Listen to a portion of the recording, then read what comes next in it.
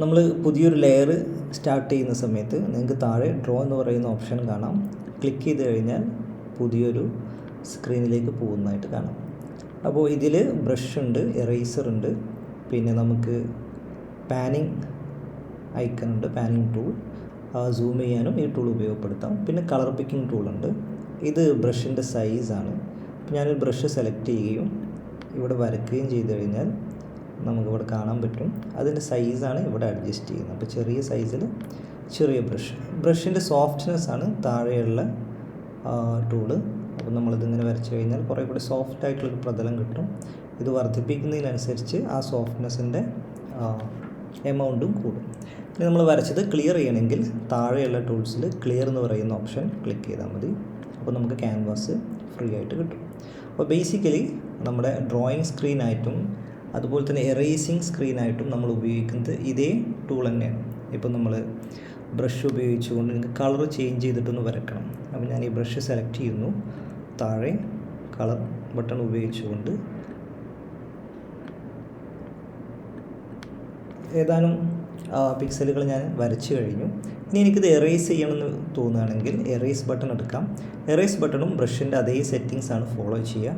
അപ്പോൾ ഞാൻ എറേസ് ചെയ്ത് കഴിഞ്ഞാൽ ആ ഭാഗം എറേസ് ആവുന്നതായിട്ട് നിങ്ങൾക്ക് കാണാൻ പറ്റും. ഇനി ഈ ബ്രഷിൻ്റെ സെറ്റിങ്സുകൾ ഇതിൻ്റെ സൈസും സോഫ്റ്റ്നെസ്സും എവിടെയാണ് അഡ്ജസ്റ്റ് ചെയ്യുക എന്ന് പറഞ്ഞു. കൂടുതൽ സെറ്റിങ്സ് താഴെ ഈ സെറ്റിങ്സ് എന്ന് പറയുന്ന ഭാഗത്താണ്. അപ്പോൾ ഇതിൽ ടച്ച് ഓഫ് സെറ്റ് എന്ന് പറഞ്ഞിട്ടുള്ളൊരു ഒരു സ്ലൈഡർ ഉണ്ട്. ഇതെന്താണ് ചെയ്യുന്നതെന്ന് ചോദിച്ചാൽ നമ്മളിപ്പോൾ ഒരു ബ്രഷ് എടുത്തിട്ട് നമ്മളൊരു കളറും സെലക്ട് ചെയ്ത് കഴിഞ്ഞതിന് ശേഷം നമ്മൾ വരക്കുമ്പോൾ നമ്മുടെ വിരലിന് ചുവട്ടിലാണ് ബ്രഷ് ഉണ്ടാവുക. അപ്പോൾ ബ്രഷിൻ്റെ ഈ ഐക്കൺ നമ്മുടെ വിരലിന് ചുവട്ടിലാവുമ്പോൾ തന്നെ ചില സമയങ്ങളിൽ നമുക്കത് കാണേണ്ടി വരും നമ്മൾ എവിടെയാണ് ടച്ച് ചെയ്യുന്നത് എന്നുള്ളത്. അപ്പോൾ അത് നമ്മുടെ വിരലിൻ്റെ നേരെ ചുവട്ടിലായതുകൊണ്ട് നമുക്കത് പ്രയാസകരമായിരിക്കും വരക്കാൻ.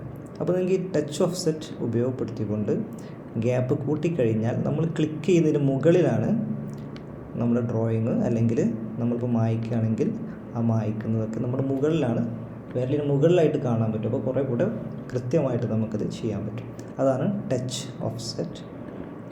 അത് നമുക്ക് ആവശ്യാനുസരണം കൂട്ടുകയോ കുറയ്ക്കുകയോ ചെയ്യാം. മറ്റൊന്നുള്ളതിൻ്റെ സ്റ്റെബിലൈസേഷനാണ്. സ്റ്റെബിലൈസേഷൻ നമ്മൾ അതുപോലെ തന്നെ പോസ്റ്റ് പ്രോസസ് സ്മൂത്തും നമ്മൾ ഒഴിവാക്കി കഴിഞ്ഞാൽ നമ്മൾ എങ്ങനെയാണോ വരക്കുന്നത് ആ ഒരു അതേ രൂപത്തിൽ തന്നെയാണ് നമുക്ക് എന്താ പറയുക അതിൻ്റെ കർവ് ഉണ്ടാവുക. അഥവാ ഇതൊട്ടും സ്മൂത്ത് ആയിരിക്കില്ല. നമ്മൾ വളരെ ജർക്ക് ചെയ്തിട്ടൊക്കെ വരച്ചാണെങ്കിൽ ആ ജർക്ക് ചെയ്തിട്ടുള്ള സ്വഭാവങ്ങളൊക്കെ നമ്മുടെ ബ്രഷിനുണ്ടാവും. അതേസമയം നമുക്ക് നമ്മുടെ ലൈന് സ്മൂത്തായിട്ട് വരണമെന്നുണ്ടെങ്കിൽ നമുക്ക് എന്ത് ചെയ്യാം, ഈ സ്റ്റെബിലൈസേഷനും സ്മൂത്ത്നെസ്സും ഒരല്പം ആഡ് ചെയ്ത് കഴിഞ്ഞാൽ നമ്മൾ വരക്കുന്ന ലൈൻസ് കുറേ കൂടി സ്മൂത്തായിട്ട് വരും. ഇത് കൂട്ടുന്ന എമൗണ്ട് കൂട്ടുന്നതിനനുസരിച്ച് അതിൻ്റെ സ്മൂത്ത്നെസ് കൂടി വരികയാണ് ചെയ്യുക. അത് നിങ്ങൾക്ക് വിരൽ കൊണ്ട് വരക്കുമ്പോൾ കുറേ കൂടി ഈസി ആയിട്ട് അനുഭവപ്പെടും. മറ്റൊരു ഓപ്ഷൻ ഉള്ളത് ഇതിൽ ഫ്ലൂയിഡ് ബ്രഷ് എന്നുള്ളതാണ്. അപ്പോൾ ഇതിൽ ഓൾറെഡി ഉള്ള ബ്രഷ് ഈക്വൽ എമൗണ്ട് ഓഫ് വിഡ്ത്തായിരിക്കും അതിനുണ്ടാവുക. നമ്മളതിനെ ഫ്ലൂയിഡ് മോഡിലേക്ക് ഓൺ ചെയ്ത് കഴിഞ്ഞാൽ പിന്നെ നമ്മൾ വിരലിൻ്റെ സ്വഭാവത്തിന് അതിന് പ്രസ് ചെയ്ത് നമ്മളിങ്ങനെ പിടിച്ചു കഴിഞ്ഞാൽ കുറേ സമയം ഒരു സ്ഥലത്ത് പിടിച്ചു കഴിഞ്ഞാലും ഫാസ്റ്റായിട്ട് വരച്ച് കഴിഞ്ഞാലൊക്കെ കുറേ കൂടെ ഫ്ലൂയിഡായിട്ട് ഉള്ളൊരു എക്സ്പീരിയൻസ് ഉണ്ടാവും. അത് ബ്രഷിൻ്റെ ഈ ഒരു സ്റ്റൈലും ടോണൊക്കെ ഒന്ന് മാറും. അതാണ് ഫ്ലൂയിഡ് ബ്രഷ്. അതിന് താഴെയുള്ളത് നമുക്ക് താൽക്കാലികമായിട്ട് ഇതിൻ്റെ ബാക്ക്ഗ്രൗണ്ടിൽ വൈറ്റ് കളർ വേണമെങ്കിൽ, ബ്ലാക്ക് കളർ വേണമെങ്കിൽ, അല്ലെങ്കിൽ മീഡിയം ഗ്രേ, അല്ലെങ്കിൽ അതൊന്നും വേണമെങ്കിൽ നിങ്ങൾക്ക് ക്യാൻസൽ ചെയ്യാം. അത് ജസ്റ്റ് ഒരു പ്രിവ്യൂ പർപ്പസിനാണ്, അത് നമ്മുടെ ആക്ച്വൽ ഡ്രോയിങ്ങിൻ്റെ ഭാഗമല്ല. അപ്പോൾ ഇത്രയും കാര്യങ്ങളാണ് ബ്രഷുമായി ബന്ധപ്പെട്ട് നമുക്കതിൽ ചെയ്യാൻ പറ്റും. ഇനി നമുക്കിതിനെ എങ്ങനെയാണ് ഒരു എറേസർ ടൂളായിട്ട് ഉപയോഗപ്പെടുത്തുക എന്നുള്ളത് നോക്കാം. നമ്മൾ വരച്ചിട്ടുള്ളൊരു ചിത്രം സേവ് അടിച്ചു കഴിഞ്ഞാൽ നമ്മുടെ ക്യാൻവാസിലോട്ട് വരും. അത് നമുക്ക് ആവശ്യമില്ലെങ്കിൽ നമുക്ക് ഡിലീറ്റ് ചെയ്യാം.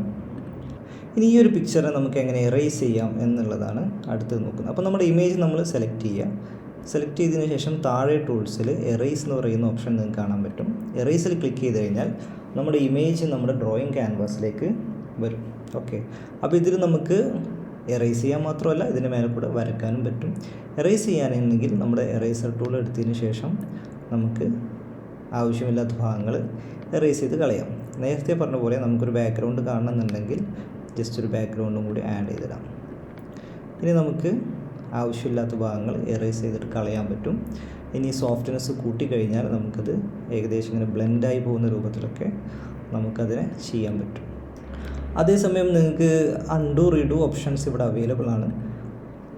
അപ്പോൾ പഴയ സ്റ്റെപ്പിലേക്ക് മടങ്ങാനും ഈ ടൂൾസ് നമുക്ക് ഉപയോഗപ്പെടുത്താം. മറ്റൊരു ഓപ്ഷൻ എറേസിങ്ങിനുള്ളത് താഴെയുള്ള ഗ്രേഡിയൻ്റ് എറേസറാണ്. ഇതിൽ ക്ലിക്ക് ചെയ്തതിന് ശേഷം നിങ്ങൾക്ക് സ്ക്രീനിൽ വിരൽ കൊണ്ട് വലിച്ചു കഴിഞ്ഞാൽ അത് ഗ്രാജ്വലി ഇങ്ങനെ ബ്ലെൻഡ് ചെയ്തുകൊണ്ട് എറേസ് ആവുന്നതായിട്ട് കാണാൻ പറ്റും.